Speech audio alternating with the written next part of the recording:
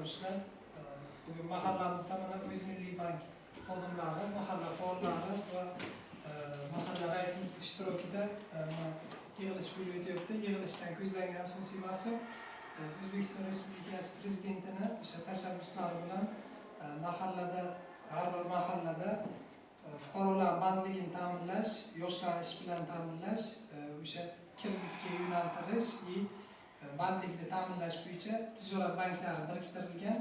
Bizga kelib turgan mana shu hozirgi Navqiron mahallasiga O'zmilliy bank biriktirilgan. Biz shu bo'yicha qisqacha bir tushuntirish olib borib, banklar biriktirilishi sababini bildirib o'tmoqchi edik.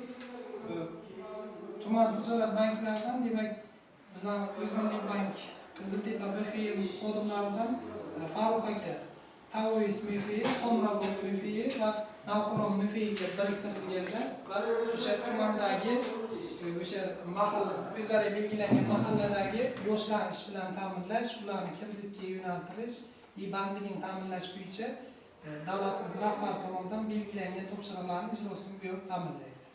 Bundan tashqari